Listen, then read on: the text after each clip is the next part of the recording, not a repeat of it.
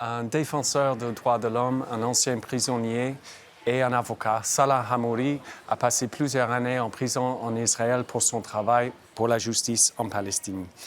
Et il nous rejoint aujourd'hui à Strasbourg dans le Parlement européen avec l'eurodéputée Leila Chaibi pour discuter de la Palestine, la situation des prisonniers politiques et ce que les gens autour du monde peuvent faire pour soutenir le peuple palestinien. Salah Hamouri, en décembre, vous avez été expulsé vers la France. Une décision des autorités israéliennes qui était condamnée par plusieurs organisations internationales comme crime de guerre. Quelle est votre situation actuelle? Aujourd'hui, ça fait un mois que je suis déporté depuis la Palestine.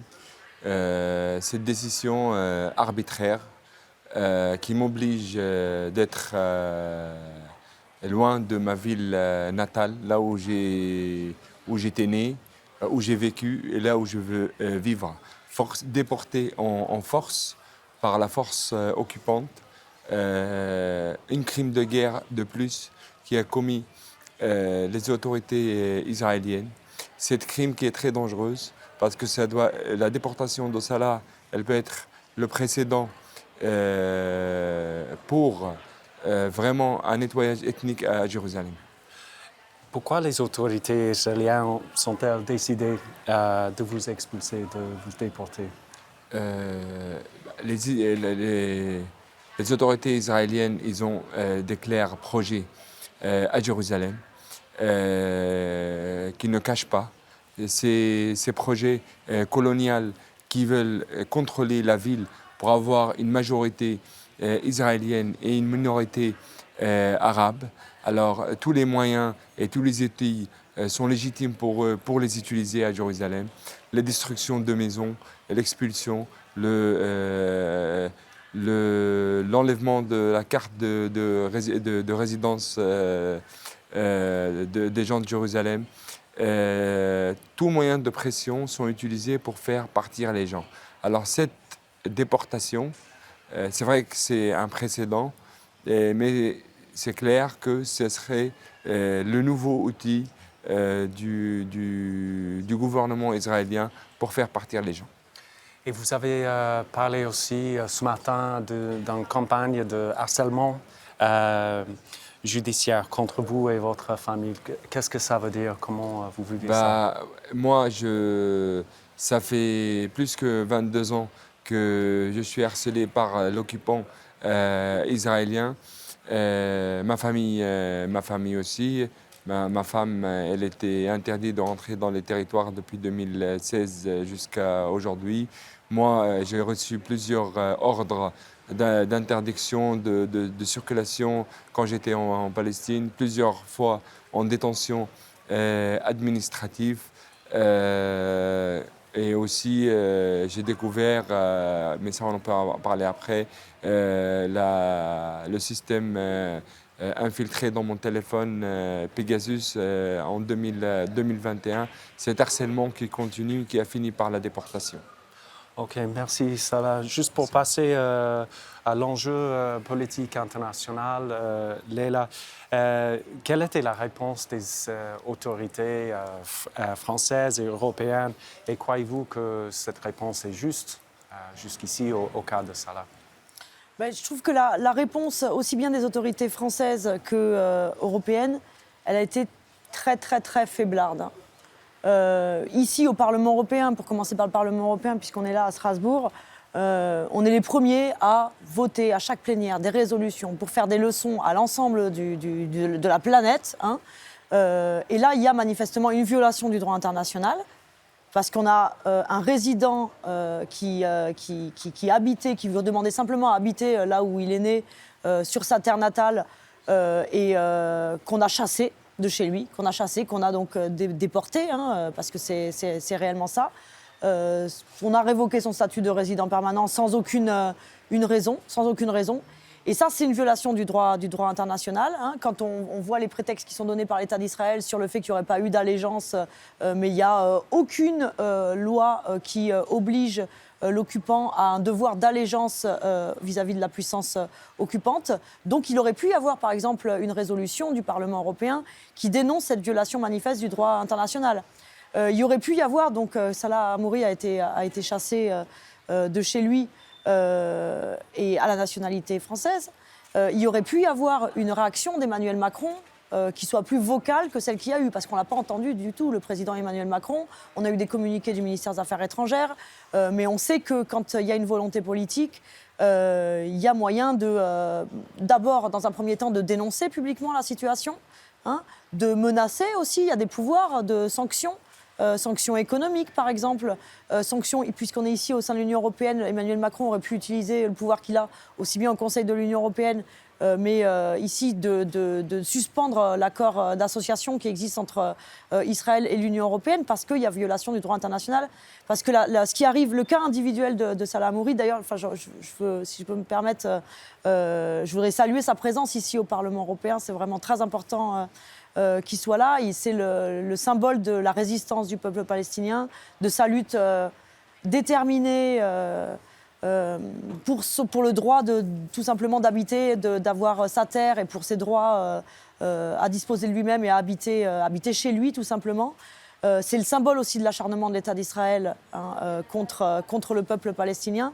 Et donc, au-delà de son cas particulier, je crois que la France serait honorée à prendre position, à un peu élever le niveau, parce que là, manifestement, c'est vraiment pas à la hauteur des enjeux. Mais bon, le fait que Salah Hamouri soit là aujourd'hui, j'espère que ça va alerter aussi bien ici les parlementaires européens, la France, hein, en tout cas d'être présent dans une institution comme ça, comme le Parlement européen, ça doit servir à faire bouger les choses, à faire changer les choses et à ce qu'il y ait une prise de position beaucoup plus ferme du gouvernement français. Ouais. Oui, merci. Salah, on parle beaucoup de l'influence du gouvernement israélien en Europe et le lobby israélien. Mais comment on peut expliquer cette faiblesse que Leila a parlé au niveau européen et au niveau des autorités françaises envers le Palestine en général? C'est depuis des années, malheureusement, l'Europe, on le sent que la position officielle européenne est dans les poches des Israéliens et leurs alliés aux États-Unis. Malheureusement, l'Europe n'arrive pas à prendre une décision indépendante, claire, par rapport aux droits du peuple palestinien, y compris la France. La France, malheureusement, dans mon cas à moi, et par rapport à la question palestinienne en général, la France, elle a décidé de traiter Israël encore une fois comme un État au-dessus des lois internationales. On voit bien ce qui se passe quand c'est la guerre contre l'Ukraine. Mais quand il y a un peuple palestinien qui se fait massacrer depuis 75 ans, là, on n'a pas une position claire et nette qui parle de droit, alors qu'il y a des décisions internationales au niveau des Nations Unies, des décisions claires qui parlent du droit du peuple palestinien. Je pense que l'Europe, tant qu'elle ne décide pas d'avoir une décision politique indépendante par rapport aux causes palestiniennes et d'autres sujets, sur la question palestinienne, à mon avis, elle ne jouera pas un rôle effectif et essentiel pour trouver une solution pour le peuple palestinien. Plus tôt, vous avez parlé de nettoyage ethnique et vous êtes de Jérusalem, d'Al-Quds, c'est votre ville natale. Vous pouvez nous parler un peu de comment la ville a changé depuis, au cours des dernières décennies? Alors, on a vu le plan d'avoir Jérusalem comme un capitale uni pour le peuple juif. C'est pas un plan caché. C'est un plan que les autorités israéliennes le parlent clairement, que la grande Jérusalem Est-Ouest, c'est le capital d'Israël, pour ça, pour appliquer ce plan, tous les outils sont légitimes pour faire partir les Palestiniens de Jérusalem. On a vu par exemple la construction du mur de séparation qui était aussi condamné au niveau international. Ce mur de séparation qui a fait sortir des milliers et des milliers de citoyens de Jérusalem, un des moyens utilisés. Par exemple, les Palestiniens n'ont pas le droit de construire à Jérusalem leur propre maison. On utilise la question de tout ce qui est taxes et tout ce qui est administratif aussi pour mettre la pression sur les gens pour rendre plus difficile leur vie à Jérusalem. Les arrestations, on voit des milliers et des milliers d'arrestations par an qui visent la société palestinienne à Jérusalem, des enfants, des femmes et des hommes qui sont arrêtés tous les ans.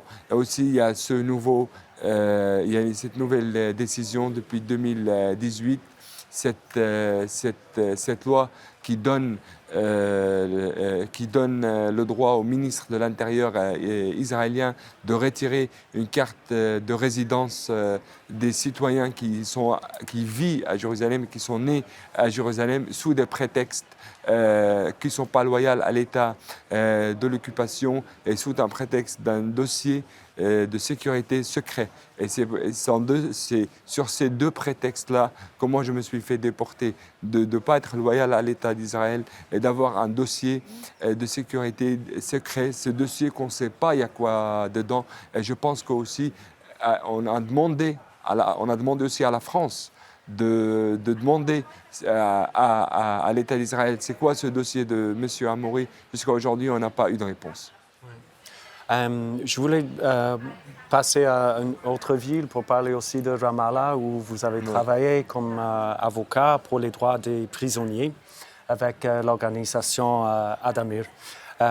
Pouvez-vous nous raconter un peu en quoi consiste ce travail et est-ce que vous pouvez le continuer depuis la France? Addameer, c'est une ONG qui défend les prisonniers politiques palestiniens, qui travaillent pas que il les défend soit par les avocats, soit par le travail d'advocacy, avec du travail sur les terrains.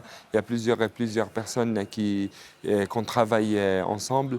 Moi, j'étais avocat dans les tribunaux militaires israéliens. Aujourd'hui et avant, je ne crois pas dans le système judiciaire israélien et surtout le système militaire, parce que c'est un système illégal qui se trouve sur le territoire occupé. Mais moi, ça fait partie de mes convictions que je dois être présent pour voir les prisonniers, pour les défendre, pour porter de l'espoir pour eux, pour avoir de leurs nouvelles, pour défendre le droit de l'homme. Et aussi, on fait le travail avec la communauté internationale pour leur parler aussi de la dangerosité de la situation des prisonniers politiques dans les prisons israéliennes, parce que les prisons israéliennes, c'est l'endroit où ils veulent briser la volonté et briser la psychologie et torturer psychologiquement et des fois physiquement les prisonniers. Alors on est là aussi à Addameer pour alerter la communauté internationale de ce qui se passe dans les prisons israéliennes. OK. Et sur cette question de communauté internationale, Leila, quels sont les points de pression qu'on peut utiliser comme la gauche ou les mouvements progressistes en Europe? Comment on peut soutenir mieux les Palestiniens et les défenseurs de droits fondamentaux comme Salah? Je crois qu'il y a différents leviers. Un premier levier, c'est alerter nos opinions, les opinions publiques dans nos pays respectifs. Ici, il y a 27 États membres dans l'Union européenne. C'est chacun faire savoir ce qui se passe là-bas, la lutte du peuple palestinien, mais également, je pense que quand on prend les choses sous l'angle du non-respect du droit international, je pense que c'est la possibilité de toucher au-delà, peut-être, de celles et ceux qui, comme nous le sommes, par exemple, dans mon groupe politique, évidemment, tous et toutes convaincus qu'il faut être solidaire, nous sommes totalement solidaires de la lutte du peuple palestinien pour sa dignité.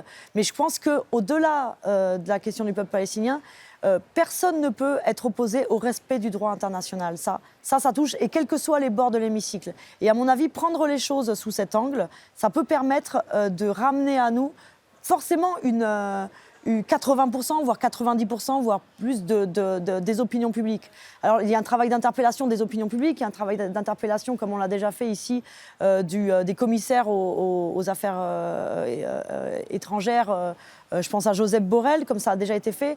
On a la chance d'avoir au sein de notre groupe politique le président donc, de la délégation Union européenne-Palestine, Manu Pineda, qui est membre de Iscarda Unida, qui fait partie de notre groupe, qui est le président de cette délégation.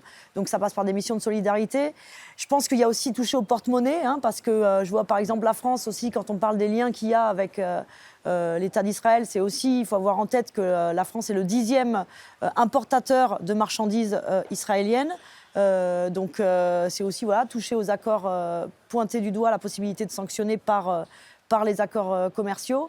Des soutiens aux campagnes, évidemment, comme les campagnes de boycott. Je pense à la campagne BDS pour boycotter d'abord les produits qui sont produits dans les territoires occupés.